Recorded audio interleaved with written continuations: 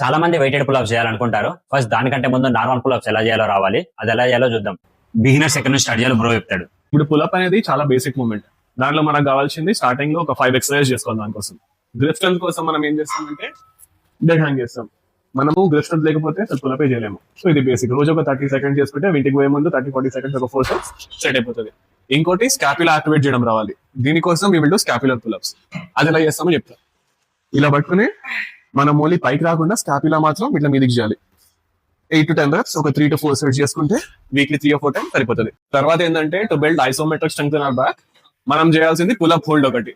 అది ఎలా చేస్తామంటే ఒక సర్ఫేస్ మీద ఎక్కేసి ఇట్లా మీదకి వచ్చి ఇట్లా హోల్డ్ చేస్తాం. ఒక ఎంతసేపు అయితే అంతసేపు ఒక 3-4 సెట్స్. దీని వల్ల మనకు ఐసోమెట్రిక్ స్ట్రెంగ్త్ బిల్డ్ అవుతుంది.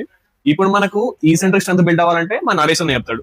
మనం పుల్అప్ హోల్డ్ చేసిన తర్వాత రాడ్ ని హోల్డ్ చేసి స్లోగా కిందికి రావడాన్ని మనం ఇసెంట్రిక్ ఫేజ్ అంటాం. ఇసెంట్రిక్ ఫేజ్ లో స్ట్రెంత్ బిల్డ్ అవ్వడానికి మనం ఇట్లా రాడ్ ని హోల్డ్ చేసి స్లోగా ఇలా కిందికి రావాలి. దీన్నే నెగిటివ్ పుల్అప్స్ అంటారు. దీన్ని పుల్అప్ హోల్డ్ తో చేసిన ప్రాబ్లం లేదు, సపరేట్ గా నెగిటివ్ పుల్అప్స్ చేసిన ప్రాబ్లం లేదు.